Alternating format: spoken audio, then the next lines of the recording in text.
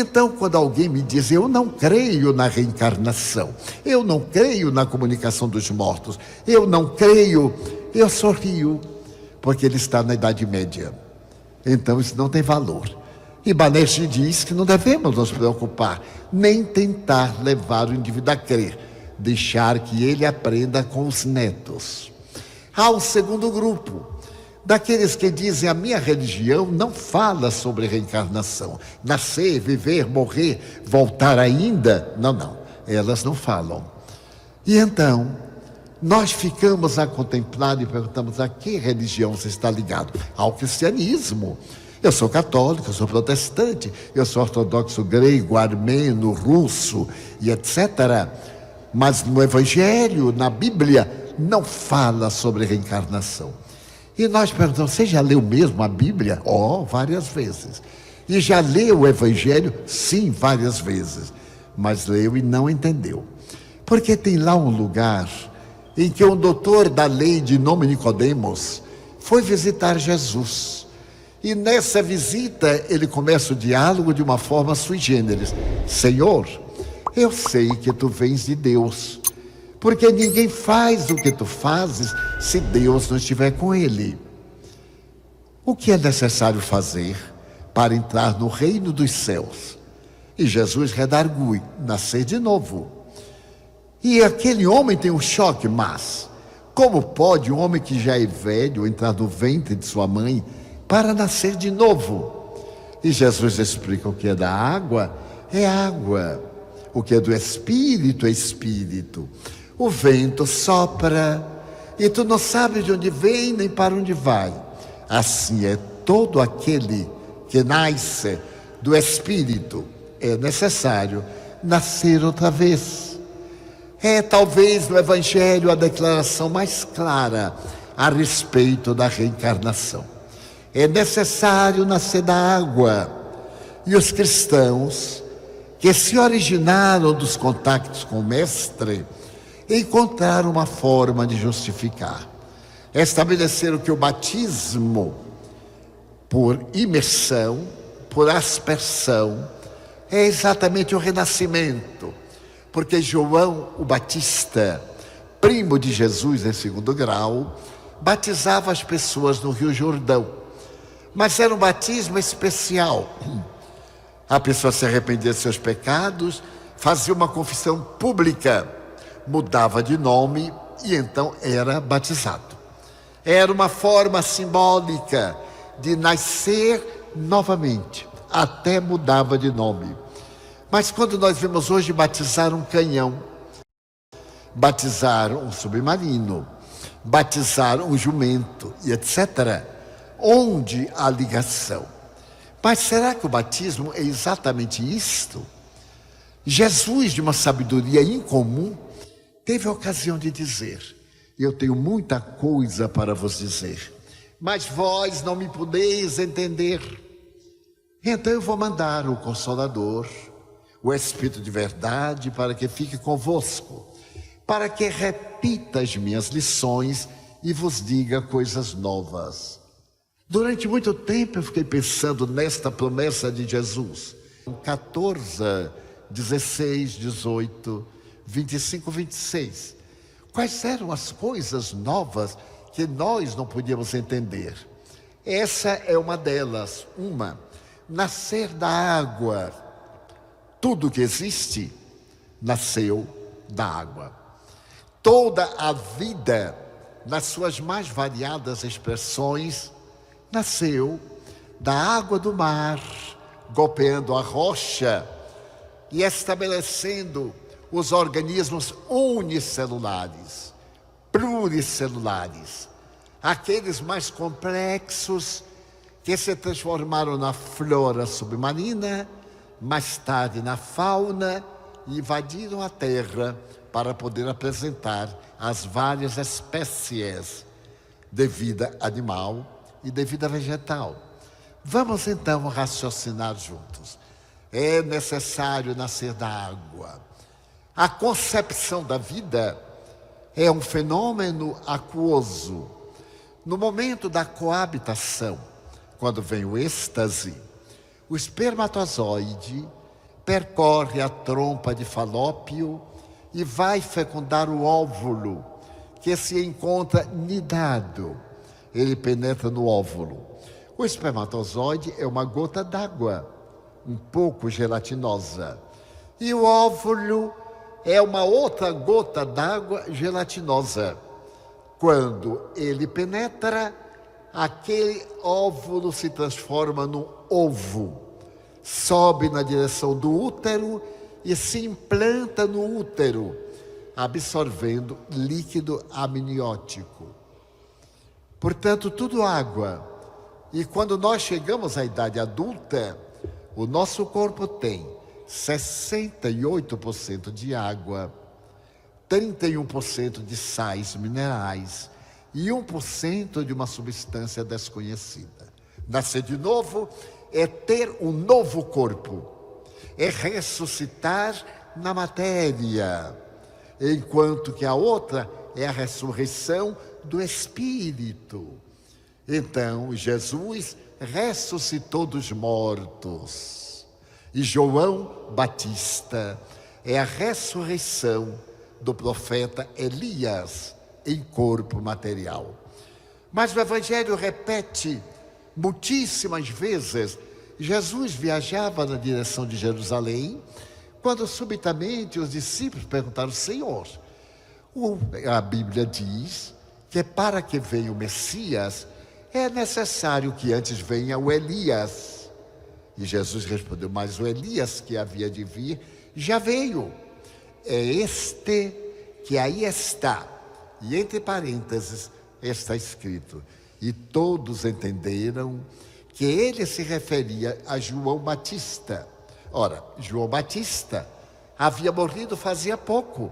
Elias havia morrido há mais de 500 anos.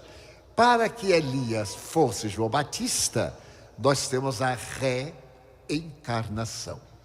Mas como se isso não bastasse, foi Jesus quem perguntou aos discípulos: quem dizem os homens que é o Filho do Homem? E eles responderam: uns dizem que tu és Elias, outros dizem que tu és Jeremias, outros dizem que tu és João Batista, e outros afirmam que tu és um dos profetas que voltou. Bem, para ele ser algum desses, ele estaria reencarnado. Mas como ele não era, ele estava apenas encarnado. Só veio ter conosco uma vez, e nós outros inúmeras vezes. Por quê? Porque ele é a perfeição, é o modelo, é o guia. E nós que vamos realizando o processo antropológico, psicológico, emocional, vamos equivocando-nos, contraindo dívidas, regularizando-as, melhorando-as para atingirmos a perfeição. E isso não se dá em uma vida. Consideremos Einstein e consideremos um doente mental, uma criança que nasce com uma deficiência mental. Como é que o espírito Einstein pode ter aquela sabedoria e este é um demente? Porque aquele espírito é velho, reencarnou-se. Deus nos cria todos simples e ignorantes, com desconhecimentos. As experiências na carne nos vão dando conhecimento, nos vão dando sabedoria, nos vão dando emoção. E cada vez nós vamos aprimorando uma das nossas faculdades intelectuais, faculdades morais. Não irei repetir as 11 demonstrações que estão no Evangelho, porque quando eles respondem que Jesus era uma reencarnação daquelas, é porque eles acreditavam na reencarnação. Mas como Jesus não era, disse numa pergunta a Pedro: e tu, quem dizes que eu sou? E Pedro lhe responde que tu és o Messias, aquele que nós esperamos. Pedro, não foi a carne nem o sangue que te disseram, mas foi o Pai que está nos céus. É necessário entender, como ele mesmo falou no meu Evangelho, tem que ser entendido em espírito e vida. O que é a carne e o sangue? O cérebro. Não foi o raciocínio dele, foi uma inspiração. Metamucil traps and removes waste, aids regularity and supports a healthy gut. Do cérebro, da memória extracerebral. Então, as religiões cristãs estão baseadas no Evangelho, mas não entenderam a reencarnação que Jesus pregou. E por que não? Porque a reencarnação vigeu até o ano 553. No ano 553, houve um grande encontro de bispos em Constantinopla. E nesse encontro foi estabelecido que a reencarnação era uma doutrina herética, porque o imperador havia se apaixonado por uma mulher muito bela e muito inteligente, e casou-se com ela, tornando-a imperatriz do Império do Oriente. E as outras mulheres alegres começaram a dizer que sua profissão era muito próspera, era muito nobre, porque uma delas era a imperatriz Teodora. E então Teodora foi tomada de ira e mandou matar todas as meretrizes que havia em Constantinopla. E o povo que conhecia a reencarnação, a doutrina através da qual o bem que fazemos nos faz progredir e o mal que praticamos nos retém no erro até resgatarmos, o povo começou a dizer que ela teria que reencarnar muitas vezes para pagar o grande crime. Então, não é exatamente assim, porque o amor que praticamos anula o mal que nós fizemos. Quem desejar ser feliz, faça o bem, ame, pratique a caridade, tenha uma vida coerente, que é bom para si mesmo, ame-se. E as dores, problemas, os desafios fazem parte do seu processo evolutivo. Então o imperador, que a amava loucamente, quando foi no ano de 548, ela teve uma grande crise e na hora da morte, ela pediu ao imperador que na primeira oportunidade cortasse a reencarnação da teologia cristã, porque ela não queria reencarnar-se. Teodora era caprichosa, ela tanto decretou coisas na terra, mas também desejou decretar a vontade de Deus. Ela morreu. E o imperador, 4 anos depois, convocou o segundo concílio ecumênico de Jerusalém e condenou as doutrinas de Orígenes, que são doutrinas reencarnacionistas. A partir daí, a igreja começou a perseguir a reencarnação e dizer que a vida é única. É verdade. A vida é única. No corpo ou fora do corpo, estamos na vida. Portanto, ela é única. Mas as existências corporais são muitas. Eu não sou Divaldo Franco. Eu estou Divaldo Franco. Mas eu me recordo de 2 ou 3 existências que eu tive no passado. Numa delas, eu fui visitar o monastério que eu próprio havia criado em 1556, na França, perto de Versailles. Então a reencarnação está embutida no Evangelho. Vamos ver a parte científica, se é verdade que existe reencarnação. Então, graças a este artifício, os cátaros e os albigenses, povos reencarnacionistas, foram perseguidos até o século XIX na Espanha, quando foram assassinados os últimos. Mas a reencarnação continuou no esoterismo, continuou no Oriente, e particularmente em doutrinas modernas, como a teosofia, o rosacrucianismo, o espiritismo, demonstrando que a nossa evolução é paulatina, o que explica, do ponto de vista moral, 2 gêmeos, nascidos da mesma célula, que se bifurca e faz 2 gêmeos perfeitos, idênticos. Um tem um caráter, o outro tem outro caráter. Como é que pode a mesma célula cortada ao meio fazer 2 caracteres diferentes? Eu pego uma laranja, corto ao meio. Uma delas, uma parte fica laranja, a outra fica melancia. Como pode haver hereditariedade? Não explica. Porque a célula foi dividida. Daí o nascimento de gêmeos. A reencarnação demonstra que são dois espíritos diferentes em células iguais. E cada qual mostra o seu caráter, as suas conquistas. E no caso daqueles que experimentam estar ligados, os irmãos siameses, como explicar dois troncos em apenas duas pernas, uma ligação peitoral frente a frente, um coração para dois corpos. E na cidade do Salvador nasceram duas meninas xenofóbicas, ali ligadas, e apresentaram algo especial. As duas se odiavam. Era necessário ficarem com as mãos amarradas por 11 anos, porque se esbofeteavam. Vicks VapoDrops Plus Cough. The clear blocked nose, soothes sore throat and relieve cough. Vicks VapoDrops Plus Cough.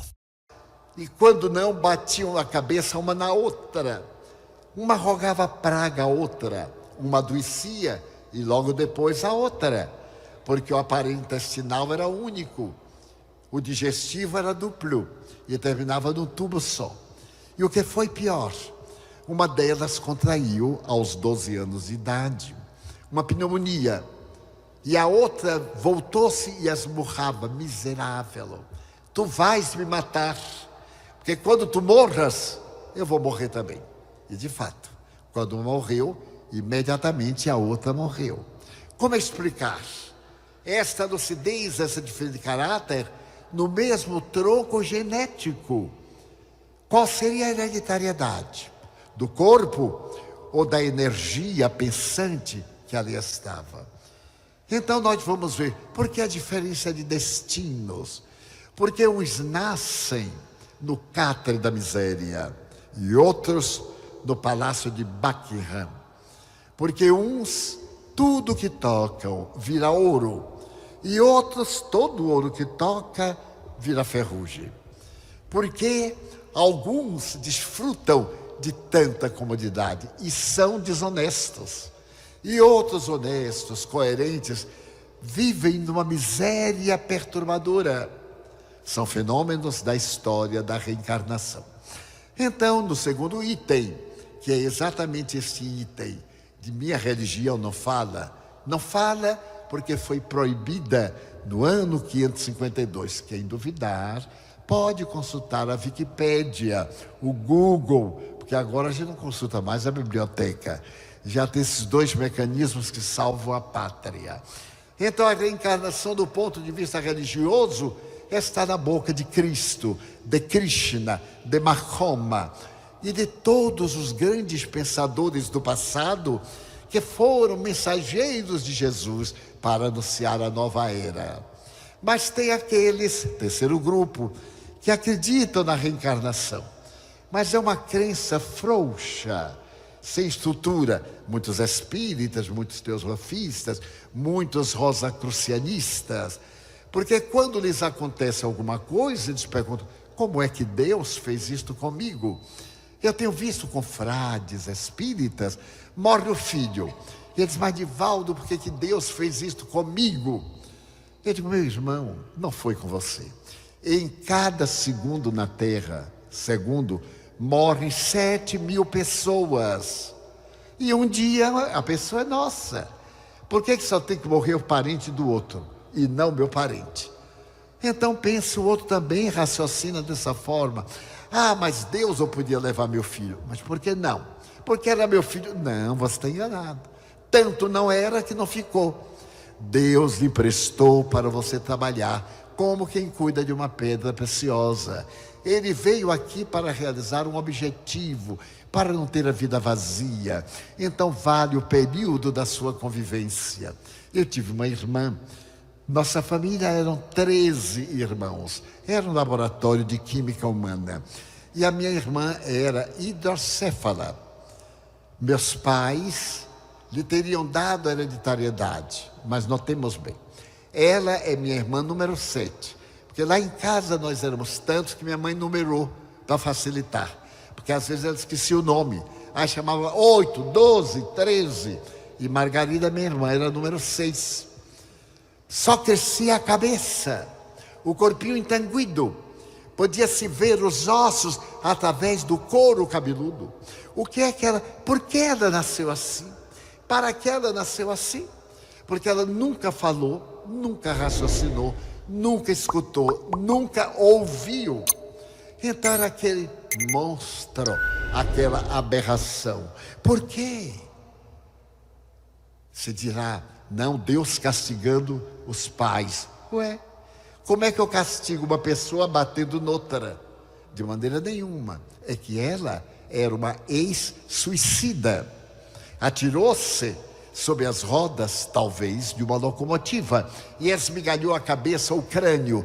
Ela retorna despedaçada para poder ficar no cárcere, sem grades, e recuperar-se. Porque ela morre e volta agora na figura de minha irmã número 13, ou melhor, número 12. A minha irmã número 12 era a própria Margarida, que se lembrava daquele período. E minha mãe nos contava, porque eu não conheci, porque eu sou o número 13, o número da sorte. Quando minha mãe me concebeu, ela já estava com os albores da menopausa, 42, 43 anos. E aí eu bati na porta apressado, eu sou apressadinho, e o médico da época disse, dona Ana, a senhora não pode ter esse filho. A senhora já teve 3 abortos naturais, 12 filhos, está muito magra, era magrinha, era baixinha. E mulher magra e baixa é um terror, não morre nunca. A gordona, saudável, e pouco tempo. E você terá que abortar, porque seu filho vai lhe matar. Ela disse, doutor, mas é da lei divina. Matar o meu filho, nunca. E se negou a me abortar. E eu nasci ainda antes do tempo. E eu sou de 8 meses. E olha, se eu fosse de 9, talvez eu estivesse até com 98 anos. Mas, então, esta mulher suportou tudo isto. E como eu devo a essa mulher? 91 anos que ela ia cortar da minha vida. Discover the Diff Lamb range for a great price every day at Chemist Warehouse. Daí os espíritas somos contrários totalmente ao aborto criminoso. Ninguém tem o direito de interromper a vida, já que ninguém é o autor. Nós somos meios pelos quais a vida se manifesta. Então, eu me pergunto, eu sou lúcido? Aos 91 anos, eu sou lúcido. Tenho uma memória excelente.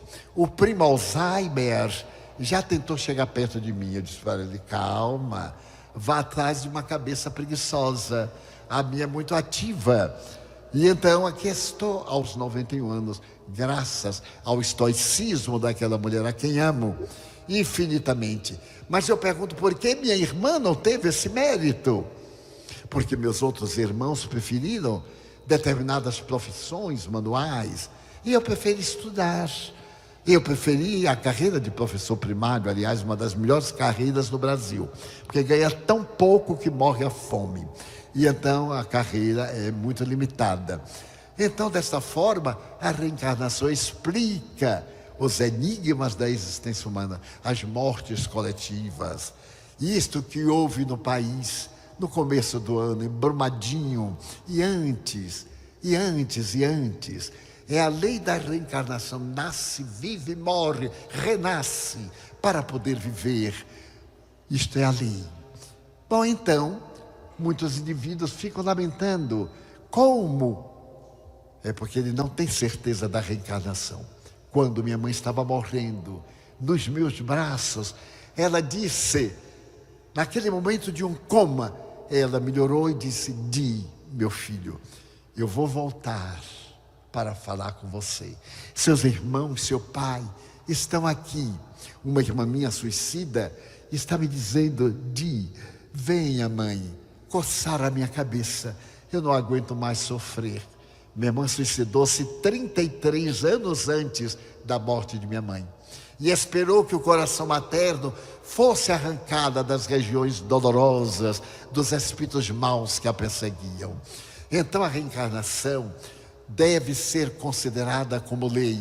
Então a dor para nós, quando o filho parte, o cônjuge, o parteiro, o parceiro nosso, seja quem for a que amamos, sintamos a dor, claro, como dizia com muita beleza Freud, vivamos o luto, choremos, mas não deblateremos, sintamos saudade. Esta ausência física, este calor da voz, a ternura da mão alisando o nosso cabelo, o toque na face, as duas mãos juntas, isto sim não volta, mas ele volta para nos acariciar. O ser amado volta e nos espera, e muitas vezes ainda reencarna em nossa família para estar conosco, como aconteceu com a minha irmã. Mas há um quarto grupo, diz Madergi. Esse grupo são de pessoas, esse grupo é de pessoas severas, exigentes, que exigem provas. E Banerjee estudou 20 crianças que se recordavam de que haviam vivido antes.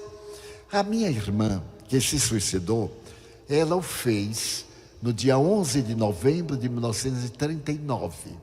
Eu tinha 12 anos de idade, morava em Feira de Santana, e ela suicidou-se em Ilhéus. Eu me lembro de quando recebemos o telegrama. Minha mãe era analfabeta, fui eu quem leu. Então fui eu quem teve o primeiro impacto. E eu não disse, porque primeiro eu li, mas não disse para minha mãe. Eu fiquei muito pálido, minha mãe perguntou: o que é, meu filho? Eu disse: é que Nair está muito doente, está muito mal. Aí minha mãe pegou o papel, olhou, mas ela não sabia ler. E eu imaginei o choque que ela ia ter. Por fim, eu disse assim: ela já morreu. Minha mãe disse: mas como morreu? Ela estava tão bem. Eu disse: ela suicidou. Aí minha mãe encostou na parede e nunca mais ela sorriu. De dor, de angústia. Porque o suicida produz isso naqueles que o amam. E então, eu pude experimentar este golpe. E era seu irmão último. Ela me amava muito, nós nos amávamos. E eu vi a covardia de quem foge. Quer dizer que a pessoa se ama a si egoisticamente, não resiste um choque e não lembra de nós que o amamos. Como é que pode ser tão egoísta? Lembre de nós. Se alguém lhe rejeitou, lembre de que ele ama. Se você tem um desafio, amanhã ele resolve. Quantas vezes os meus dramas de vida ou morte resolveram-se no dia seguinte. E eu agradeci a Deus ter resistido à noite tempestuosa. Pois bem, minha mãe me diz: Nair vai reencarnar-se. Minha mãe estava desencarnada já fazia 18 anos, em 1990. E me disse: meu filho, ela vem com as marcas do suicídio. Eu perguntei: e eu vou conhecê-la? Vai. Mas não trate de corrigir. Ela terá que cumprir a sua prova. Nós temos um lar de crianças. Nós educamos mais de 680 crianças abandonadas, jogadas na lata do lixo e etc. E hoje nós temos 3.515 crianças na nossa rede escolar, desde a creche ao ensino médio que inauguramos há 2 semanas. E então isso para mim foi um trauma muito grande. E durante muito tempo eu pensei: quando eu tiver um problema, eu me suicido. E eu tive um problema. O meu primeiro emprego foi no mês de agosto de 1945. A Grande Guerra havia terminado. E eu era funcionário da Sul América, companhia de seguros. Quando o gerente me chamou e disse: olha, Start feeling lighter and more energetic by using Metamucil daily. Metamucil aids regularity and supports a healthy gut. It traps and removes waste from your gut and helps lower cholesterol. 4 out of 5 Australians feel their gut health improving in just 2 weeks. a companhia está enxugando o quadro. Estamos saindo da guerra e estamos despedindo os funcionários mais novos. E você é o mais novo. Eu tinha 13 dias. Então nós estamos despedindo. Lamentamos muito. E com toda a gentileza, eu era muito jovem, 18 anos. O gerente me disse: você é muito jovem. Não considere isto um fracasso. Mas eu considerei. Porque eu tinha vindo do interior para triunfar na capital. Os meus sonhos rasgaram num pedaço de papel. Estava muito comum as pessoas atirarem-se do elevador Lacerda, que é o edifício que liga a cidade baixa à cidade alta, com 90 metros de altura. Eu agradeci, passei no caixa, recebi o salário de 13 dias, sentei minha máquina e fiz uma carta de despedida. E dizia a meus pais: eu não vou suportar vocês olharem para o meu rosto de um fracassado. Então a morte é a melhor coisa para mim. E fiz uma carta dolorosa, ninguém tem culpa, etc. E prendi no meu bolso com um clipe e fui andando na direção do elevador. Mas é uma hipnose do espírito mau. E eu fui assim olhando o chão, sob o elevador, havia um parapeito de onde as pessoas se atiravam. Depois amoralharam. Então eu pus as mãos para saltar. E quando eu ia saltar, eu vi a minha irmã vir flutuando, o rosto deformado, e ela dizia assim: não faça isto, louco, ninguém morre louco. Eu tive um choque tão grande que desmaiei para trás, porque se desmaiasse para frente seria um pseudo-suicídio. Quando acordei, eu estava no lugar com uma lâmpada muito forte, as pessoas de branco. Eu era muito ingênuo, era quase estúpido. Eu pensei que estava no reino dos céus, eu era muito católico. Aí eu perguntei: se estou no reino dos céus? A resposta que deram, eu vi que era no inferno, porque não tinha nada a ver com o reino dos céus. Então eu havia sobrevivido. E aí, com o espiritismo, eu fui aprender as duas forças telúricas, uma que me queria destruir e a outra que me queria ajudar. O espírito do mal, que é exatamente, dê-se-lhe o nome que se quiser, essa força telúrica, que filosoficamente nós chamamos o mal, e o espírito do bem, do amor, da misericórdia. Durante toda a minha vida, eu me dediquei a falar a respeito do suicídio, em todas as minhas conferências quase. Pois bem, mas o que foi notável é minha mãe dizer: Nair vai voltar, e você vai conhecê-la. Eu estava trabalhando, quando o porteiro me chamou e disse: Tio Edivaldo, tem um caso aqui à porta, lamentável. Eu desci correndo e estava uma mulher afro, baiana, trêmula, com algo na mão, coberto por um pano muito sujo. E então ela estava muito pálida, suava, e me disse: não deixe a minha filha morrer, ela está morrendo à fome. Eu sou catadora de lixo, mas não consigo nada, então mandaram aqui para o senhor não deixar ela morrer. Eu levantei o pano e vi o corpo entanguido, envelhecido, de uma criança de 2 anos que parecia de meses. Então eu chamei o meu filho médico, amparei a mulher com o porteiro, levamos, nós temos um posto médico na entrada do ambulatório. Meu filho começou a dar soro a ambas, e eu fiquei ao lado da meninazinha, que estava com muita dificuldade. Molhei um algodão em leite, porque o estômago dela não podia receber nada, e fiquei passando nos lábios, e ela lambendo. E aí a senhora foi me contando que ela teve um sonho com uma senhora de idade, de cabelos brancos, partidos ao meio, que disse: eu vou lhe emprestar minha filha, o nome dela é Nair, ela vai ter um defeito, tome conta de minha filha.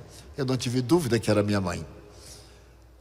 E então, quando eu olhei para a menina, o lábio leporino bifocal, eu já pensei numa plástica. Minha mãe apareceu e me disse: negativo, ela vai viver pouco, ela tem que resgatar o crime do suicídio. A verdade é que a menina sobreviveu e a mãe também. Colocamos a mãe como funcionária da nossa casa, a criança na creche, depois ela foi para o jardim, e quando contava 4 anos, ela era fanhosa. O nosso jardim de infância em contato com a natureza, então a janela é muito baixa. Eu estava passando quando ela gritou: Didi!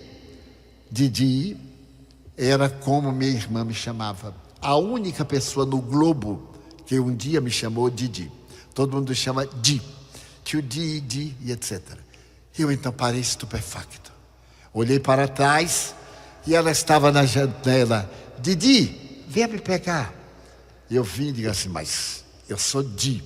Não, você é Didi, fanhosa. Eu disse, mas como você sabe? Eu sou Nair. Eu digo, eu sei que você é Nair. Eu sou Nair, a outra. Mas não tem outra. Tem.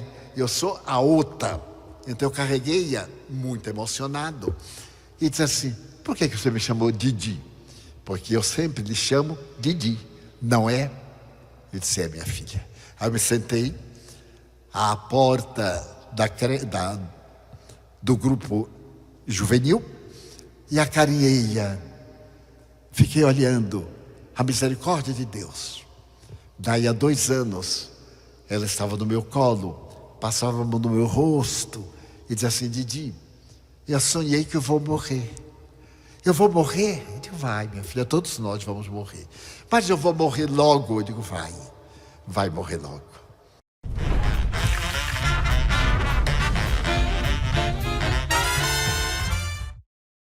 Duas semanas depois, ela teve uma problemática respiratória dos pulmões e morreu. Morreu, e claro, eu a chorei pela segunda vez. E no ano 2000, minha mãe me apareceu de novo e disse, Di, Nair vai voltar. Agora, com o corpo perfeito, bonita, mas não se envolva na vida dela. Bem, passados 3, 4 anos, certo dia chega lá na Mansão do Caminho, um casal com uma menina, loura, até parecida paranaense, linda, olhos verdes. E então eu olho para a menina e me encanto. Eu perguntei assim, eu posso carregá-la? Como não? Pode. Aí eu peguei e perguntei, como é o nome dela? Nair. Eu digo, isso é perseguição, não é possível. Minha mãe me apareceu e disse, Di, ela voltou. Está agora com 16 anos. Vejo-a de quando em quando. Os amigos poderão dizer, é um pouco de autossugestão. Talvez, mas é muito curioso como agora, quando ela me vê, ela se lembra, principalmente quando tinha 6, 7 anos, de fatos que ocorreram entre mim e ela. E um desses fatos foi curioso, porque eu tinha vocação para desejar ser médico ou sacerdote. E minha irmã era casada com um cavalheiro muito rico, produtor de cacau. E ela dizia, Di, você vai ser médico. Eu me encarregarei de você. Eu estava com 12 anos, ia fazer o exame para a escola normal, e ela me disse, logo que você fizer o exame, vai fazer agora, mais tarde, o estudo para o curso científico e depois o vestibular, quando ela suicidou. Pois bem, estava conversando com ela, de 6 anos, brincando, e então ela me perguntou assim, com a linguagem de criança, Di, você é o quê? Eu perguntei assim, eu sou o que você está vendo, porque eu percebi o alcance. Ela disse, você se formou-se? Eu digo, me formei-me. Ela disse, em quê? Eu disse, professor primário, por sua culpa. Porque você viajou, e aí eu não podia, ia ser doutor, não era Di. Eu prometi que ia ser médico, não era Didi. Eu digo, vá de reta, Satanás, e me deixe em paz. E outros fatos, mas o doutor Banerjee pesquisou 20 crianças que recordavam com absoluta exatidão e publicou um livro nos Estados Unidos. Então ele sensibilizou o professor de psicologia da Universidade da Virgínia, que estudou 30 casos que sugerem a reencarnação. E publicou uma das maiores obras sobre reencarnação.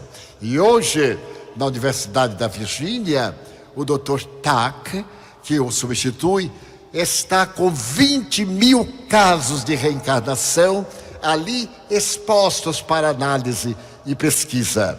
Mas quais os fatos da reencarnação? Quando, por exemplo, nós temos a faculdade de falar idiomas que não são os nossos idiomas. Viveu em Genebra uma menina que falava francês, como é óbvio. Quando ela completou 2 anos, chamava-se Helena Schmidt, ela fez qualquer traquinagem e a mãe lhe deu uma palmada. Quando a mãe deu a palmada, ela disse, não me bata. E esqueceu o francês. Começou a falar algo estranho. A mãe achou que era o estado lúdico da criança, não deu importância. Mas ela não voltou a falar o francês. Foi levado ao médico, o médico percebeu o estado alterado de consciência. E certo dia, um mês mais ou menos depois, ela estava na feira livre, quando um homem parou e começou a conversar com a menina. Ela ficou intrigada, porque o homem sorria e a menina também. Ela perguntou, você está entendendo o que minha filha fala? Estou, sim, senhora. E estou admirado porque ela fala chinês. Mas como o senhor fala chinês? Está na cara, né? Eu sou chinês. E a minha surpresa é que ela fala um chinês antigo. E fala muito bem. Mas o que é que ela está lhe falando? Que ela estava tomando banho, a senhora lhe deu uma palmada e ela esqueceu a língua francesa. Era um fato. A partir daí, a Helena voltou a falar o francês e continuou falando o chinês. Quando ela completou 8 anos, ela falava 12 línguas. Falava e escrevia. 8 línguas vivas, 2 línguas mortas e 2 línguas extintas. Ela foi estudada 40 anos pelo psicopedagogo de Genebra, Claparède, que escreveu um livro extraordinário sobre ela, sobre Helena Schmidt, as manifestações mediúnicas. E ela dizia ser a reencarnação de Maria Antonieta, a austríaca, rainha da França, que foi degolada. Mas este fato de lembrar de outras línguas é notável em outras áreas. No ano de 1908, apareceu na Inglaterra um menino que falava e escrevia matemática, mas escrevia de uma maneira brilhante e era analfabeto. Porque na Inglaterra, até 1910, era proibido aos camponeses aprenderem a ler e escrever. E este menino era filho de camponeses, filho, neto, bisneto, etc. Nunca nenhum ancestral havia aprendido a ler e escrever. E de repente ele começou a fazer cálculos matemáticos. Foi levado à Universidade de Londres e foi submetido a um exame de 3 dias. Então, equação, geometria, trigonometria. E ele respondia tudo. Só não sabia fazer os números, mas sabia de memória. Então o professor de aritmética olhou para ele e perguntou, você sabe aritmética? Ele disse, professor, eu não sei palavras, eu sei calcular. Então você sabe o que é potenciação? New Vicks Vapor Shower. It transforms your shower with soothing vapors. Breathe easy. Eu não sei palavras. Por exemplo, chegou o quadro de giz e colocou, qual é a potência de 3 elevado a 3? Isto é, 3 vezes 3 vezes 3, 27. Ele disse, eu não sei. Aí o professor colocou 8 elevado à 16ª potência. Quer dizer, 8 vezes 8 vezes 8 vezes 8 vezes 8. E ele então sorriu e disse, a 16ª potência do número 8 é 281 trilhões, 474 bilhões, 576 mil, 723, 252 unidades. Não havia maquininha japonesa, aí começaram a multiplicar. Chegaram exatamente ao número. E perguntaram, como é que você sabe? Ele disse, eu não sabia que sabia até a hora que eu descobri que sabia. Então a reencarnação tem desses fenômenos da memória extracerebral. Mas o fato que mais me fascina, e eu conheço mais de 1000 fatos narrados na literatura, e hoje no Face, no Instagram e etc., de meninos prodígios, aquele notável pianista japonês que toca Mozart aos 4 anos e a mão não pode dar uma oitava e ele toca melhor do que Mozart. A meninazinha que imita Callas e assim por diante, toda hora nós estamos vendo. Então foi um menino que nasceu em Seul, capital da Coreia do Sul, no dia 22 de maio de 1926. Esse menino recebeu o nome de Kim Wong-yang. Kim Wong-yang era um menino normal. até os 6 meses, quando ele estava nos braços da mãe, e de repente ele disse: mamãe, agora eu me lembro que eu sei falar. A mãe olhou para o pirralho e disse: eu tenho a impressão que este menino falou. E ele disse: falei, mamãe. E ela desmaiou, é claro. À tarde, quando o marido chegou, ela disse: você não vai acreditar, mas meu filho falou comigo hoje. E o marido, como todo marido que acredita em tudo que a mulher fala, desacredita. Mas eu vou levar você ao psiquiatra, porque você dizer que nosso filho de 6 meses falou com você. E aí ele foi ver. O meninozinho estava na cama, e o pai, com aquele filho varão, debruçou-se e olhou para o pirralho que mexia as pernas e disse: que a mamãe não está bem. Ela me acaba de dizer que você falou com ela. E isto não é verdade, não é, meu filho? Falei, papai. E foi a hora do pai desmaiar também. Quando o Kim completou 9 meses, ele disse: mamãe, agora eu me lembro que eu sei escrever. Ela deu um papel, um lápis, ele deitou no chão e começou a escrever um poema, que traduzido ao português em versos brancos diz mais ou menos assim: quando cai a tarde e o céu de Seul se doura, eu tenho a impressão que as nuvens coloridas são remendos que Papai do Céu coloca nas calças rasgadas dos anjos. Quando ele completou 1 ano, foi publicado o seu primeiro livro de poesias. Então os periodistas locais foram entrevistá-lo. A mãe de pé, ele ao lado, e aquelas perguntas ping-pong. De repente a mãe disse: agora basta, meu filho está cansado. Você está cansado, não está aqui? Não, mamãe, eu estou adorando esta gente me fazendo pergunta de criança. Quando ele completou 8 anos, ele recebeu o prêmio doutor honoris causa em matemática espacial e cálculo diferencial, que eu não sei o que é. E depois ele recebeu mais de física quântica. E hoje, Kim Wong-yang está com 50 e poucos anos. E continua uma das memórias mais notáveis do mundo. Como podemos explicar? Porém, o mais notável da memória extracerebral são as nossas recordações, são as nossas melancolias, são as nossas emoções, é a nossa simpatia, a nossa antipatia. Olhamos alguém e simpatizamos, olhamos o outro e detestamos. Naturalmente, a psicologia francesa se refere ao déjà vu, déjà senti, déjà raconté, o já visto, já ouvido, já contado.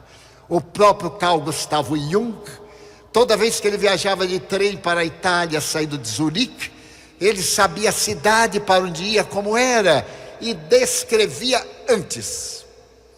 E dizia: eu já estive lá. Ele próprio se via como homem de um século anterior, que ele chamava seu alter ego, que era uma encarnação que ele tinha tido, inclusive as botas que ele usava. Mas é fascinante nós podermos recordar de experiências passadas. Quantas vezes a melancolia toma conta de nós, uma saudade estranha, ilógica. Ou nós olhamos alguém e temos a sensação que nos vai trair, e vai trair, que nos odeia e tem antipatia. Eu que tenho uma vida pública, encontro isso, está na internet. Pessoas que me detestam e nunca me viram, escrevem contra mim e nunca tiveram o mínimo contato. E outras que me adoram, até me pedem casamento e nunca tiveram oportunidade. To hit your 25 to 30 grams of daily fibre intake, this is what you need to eat. Luckily, Metamucil helps maintain regularity. Trust your gut and try the Metamucil 2-week challenge today. A reencarnação explica, outras vezes, numa intuição profunda do que nos vai acontecer, que a parapsicologia chama pré-cognição, conhecimento do futuro. Uma lembrança profunda, retrocognição. Então, este nascer, viver, renascer ainda e progredir sempre é a lei nós estamos evoluindo porque essa ciência do Espiritismo nos traz para estes dias tumultuados as explicações de dar sentido à nossa vida. Nós temos hoje um campo de conhecimentos enorme, mas moralmente ainda estamos tão atrasados como o Hottentot. Não há muito, nós vimos no carnaval, em São Paulo, um Cristo perseguido por Satanás, com o tridente, e matou o bem, morrendo nas mãos do mal. O que é que nós fizemos do respeito à religião alheia? O que é que nós fizemos? 1 bilhão de católicos. Será que porque eu sou psicopata, eu tenho a permissão de zombar da crença de alguém? Porque eu não creio, é um direito que eu tenho, mas ele também tem o direito de crer. E se você for falar alguma coisa, aqueles que são marxistas vêm para dizer que ninguém pode protestar, só eles é que podem protestar. Pois eu escrevi um artigo no jornal para o qual eu colaboro. Eu protesto. Ninguém tem o direito de zombar da minha religião, o Espiritismo cristão. Esse Espiritismo que trouxe a figura de Jesus Cristo, o homem mais notável que jamais viveu no planeta terrestre, que superou na história todos os homens. Por isso Ernesto Renan disse que ele dividiu a história da humanidade. E é verdade, antes e depois do berço. Então, como eu poderia calar, em nome da arte, o homem deitar-se despido no MAM, e as mães levarem as crianças para apalpar esse homem? Isso é que tipo de arte? É uma arte mefistofélica. Então, ao invés de levar para apalpar o estranho, que o pai tome banho com o filho, como manda a psicologia. E à medida que o filho note as alterações orgânicas, pergunte ao pai. Mas não no deboche desse. Levar uma menina para ver um homem despido, nem tão escultural ele era. Aliás, muito magro, não tinha nada de beleza física. E ridículo. Se expor, demonstrando o narcisismo, que do ponto de vista psicológico é um transtorno emocional. E a outra exposição que houve em Belo Horizonte, de pornografia do mais baixo quilate. Trazer a figura de Maria a Santíssima, ou Maria a mulher que pariu Jesus, que importa? Mas de uma maneira escabrosa. Como é que eu poderei concordar que o meu filho de 5 anos escolha o sexo que ele quer ter, sendo ele portador de uma anatomia que define o sexo? A opção de comportamento é outra coisa, mas o sexo dele é anatômico. Então, como é que nós podemos concordar com uma educação na base do bullying, em que o mestre não vale nada? Os jovens debocham, batem, ridicularizam. Como é que eu posso concordar que a Anitta, que me merece todo o respeito, seja a mulher do ano do Brasil, com tantas mulheres notáveis? A professorinha mineira, que salvou crianças do incêndio e deu a sua vida. E quantas outras mulheres extraordinárias, agora na grande enchente, quando o caminhão é carregado, ela salta e vai tomar conta e segurar esse caminhão. E quantas mães notáveis para ser o modelo do ano.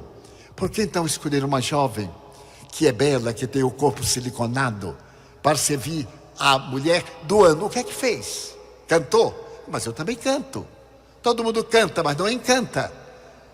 Então nós estamos vendo um momento moral decepcionante, extravagante, em que o valor do indivíduo está no ter, mesmo que seja através da indignidade, da corrupção. Quando aquele homem de Nazaré cantava o hino da solidariedade, feliz é quem ama, vitorioso é quem vence as suas más inclinações, disse Allan Kardec.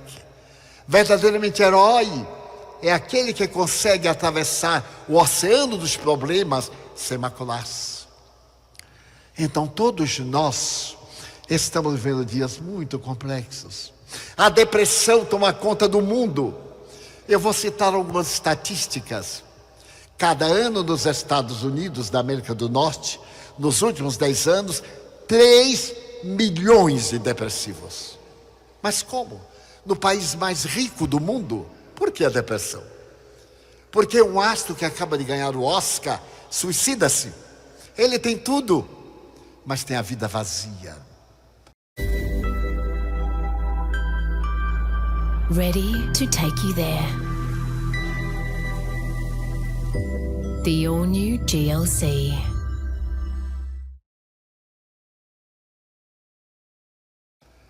Em cada 15 minutos, alguém suicida-se no Brasil. Em cada 8 segundos, alguém tenta. Mas o que está ocorrendo com a nossa vida? 360 milhões de depressivos. E a Organização Mundial de Saúde assevera que no ano 25, a primeira causa morte não será cardiopatias nem câncer. Será suicídio da depressão. De preferência com armas de fogo. Então, onde está a nossa cultura, a nossa ética? Aonde nós colocamos o direito de viver, de lutar? Então volta Jesus, através dos espíritos nobres, para dizer-nos: vale a pena viver. Viver é a maior bênção que a nossa imaginação pode considerar. Eu resido no bairro mais miserável do estado da Bahia. No entorno de 400 mil pessoas, 200 mil abaixo da linha da miséria. Pois eu encontro felicidade ali. E ainda ontem, que nós recebemos um jovem Jay em nossa casa, que é considerado o terceiro melhor do mundo, eu o vi chorar. E vi, quando ele esteve na África há pouco, com um grupo notável da fraternidade. Então, ele encontrou uma mulher cega, que estava com cinta amarrada à cintura para diminuir a dor da fome. Fazia uma semana que ela não comia. E ele, um jovem hoje requestado, pegou na mão grotesca daquela mulher e se comoveu até as lágrimas. Um jovem que embala o Brasil e o mundo. E então ele chorou, mandou buscar alimento e mandou ao médico. A cegueira era de cataratas. Mandou fazer a operação, pagou 30 mil reais, está na internet. E voltou no ano seguinte. Ela pôde ver o rosto do homem que lhe deu luz, apalpou-lhe o rosto, agradeceu a comida, mas então ela teve esta frase pela qual eu recordei-me do fato: o que me faz feliz não é ter a comida, não, é lembrar que alguém lembra de mim que sou gente, porque eu não era gente. Essa frase eu vi da boca de um homem da África do Sul. Quando eu lhe dei um abraço, em pleno hotel, na hora que ele estava servindo, ele me dirá depois: Mr. Franco, pela primeira vez eu me senti gente, porque eu sou africâncer, sou negro. Acabou a lei da perseguição, mas não acabou verdadeiramente. Nunca um branco me tocou, nunca um branco apertou minha mão. Ele disse: mas eu não sou branco, eu sou pálido, como diziam os índios americanos, o cara pálida. Eu sou pálido. Ele disse: mas depois que o senhor me abraçou, eu me senti gente. Eu digo: então vou lhe dar uns 30 abraços para você sentir o rei agora da África do Sul. Eu disse: por que você se sentiu gente? Porque eu ia me matar. Eu estava com câncer, estou de próstata. Ele já está no meu cérebro, nos meus ossos. E eu não posso pagar $100 por cada sessão de radioterapia, de quimioterapia. Então eu olhei para aquele homem que ia morrer, porque eu não tinha talvez $1.000 para as primeiras 10 experiências. Falei com um amigo que é muito generoso e é muito rico. Ele disse: mas Divaldo, nós não vamos deixá-lo morrer. Pode dizer que ele vai fazer todas as aplicações. E me deu um cheque de $5.000 americanos, que são dólares mais altos. E eu lhe entreguei. Ele falou: mas quem é? Eu digo: eu não sei, eu achei na rua esse cheque. E me lembrei de Ghost, aquele cheque que ela procura dar, que é uma cena inesquecível. Eu disse: achei na rua. E aí eu peguei e trouxe para vocês. Mas Mr. Franco, eu digo: nada de Mister. Eu sou só Divaldo, eu sou seu irmão. E nos abraçamos longamente. Faz 3 anos.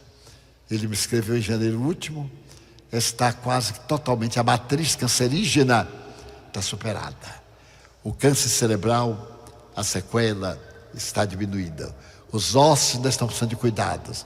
Mas ele já viveu mais 3 anos com uma vida digna, graças a um anônimo que acredita no amor.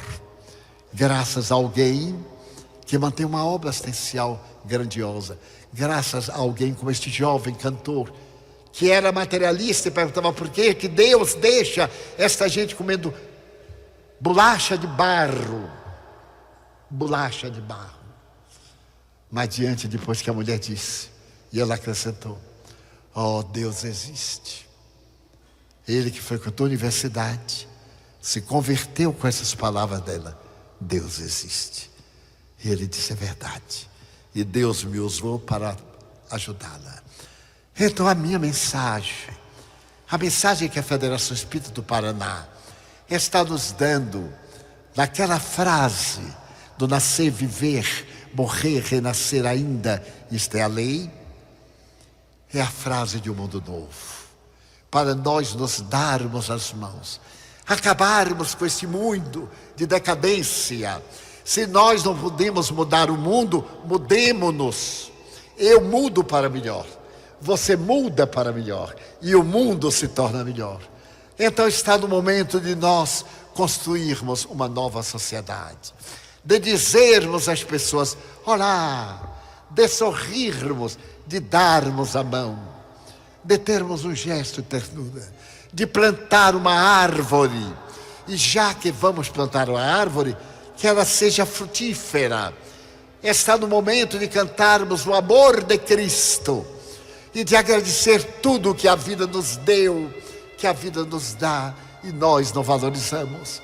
Nós sempre estamos querendo o secundário e não preservamos o essencial.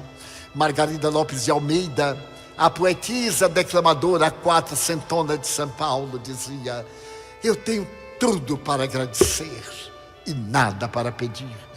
Então o Espírito amigo escreveu pelas minhas mãos, em 1961, um poema, o poema da gratidão, que eu faço a inspiração do momento. E gostaria de trazê-lo, porque nós temos tanto para agradecer. Ouçamos: meu Deus, eu queria dizer-te que eu amo a vida, que para mim é bela e é consentida. Muito obrigado, Senhor, por tudo que me deste, por tudo que me dás, pelo ar, pelo pão, pela paz. Muito obrigado, Senhor, pelos olhos meus que me permitem ver a terra, o céu e o mar, contemplar as flores de todas as cores, mas diante da minha visão, perceber na terra os cegos que se debatem na multidão, que choram na escuridão e sofrem na solidão. Muito obrigado, Senhor, porque eu oro por eles, porque eu sei que depois desta vida, na outra vida, eles também enxergarão. Muito obrigado pelos ouvidos meus, que me foram dados por Deus, ouvidos que ouvem o tamborilar da chuva no telheiro, a melodia da voz do boiadeiro e a canção dolorosa do mundo inteiro. Diante da minha faculdade de ouvir, pelos surdos eu te quero pedir, porque eu sei que depois desta prova, na vida nova, eles escutarão. Muito obrigado pela minha voz, mas pela sua voz, pela voz que ama, que canta, que ilumina, que legisla, que trauteia uma canção. E o teu nome profere com dúlcida emoção. Diante da minha melodia, eu vejo na terra os que sofrem de afasia. Eles não falam de noite, eles não cantam de dia. Eu sei que logo depois, em nome do teu amor, eles voltarão a ser cantores. Muito obrigado, Senhor, pela minha mão. Mão que ara, mão que semeia, mão que agasalha, mão que liberta da angústia, mão que semeia o amor nas várias terras da pátria augusta. Pela mão que atende a velhice, a dor, o desamor, pela mão de sinfonia, de poesia, de cirurgia, de psicografia, pela mão que aperta a mão dos adeuses, mão que no seio embala o corpo de um filho alheio sem receio, e pelos pés que me levam a andar sem reclamar. Muito obrigado, Senhor, porque eu posso bailar diante do meu corpo perfeito. Eu te quero louvar, porque eu vejo na terra amputado, marcado, paralisado, que não se pode movimentar. Eu oro por eles, porque eu sei que depois desta expiação, na outra reencarnação, eles também bailarão. Muito obrigado por ti, pelo meu lar. É tão maravilhoso o meu lar, que não importa para que tenha dentro, não é necessário ser um bangalô, um ninho, uma casa no caminho, um duplex, uma mansão, seja o que for, mas que haja um amor, amor de mãe, ou de pai, de mulher, ou de marido, de irmão, de amigo, de alguém que me dê a mão. Apenas um gato ou um cão, porque é muito triste viver na solidão. Mas se eu a ninguém tiver para me amar, nem um teto para me agasalhar, nem uma cama para me deitar, nem aí eu reclamarei. Pelo contrário direi: obrigado, Senhor, porque eu nasci. Obrigado, Senhor, porque eu creio em ti. Pelo teu amor, muito obrigado.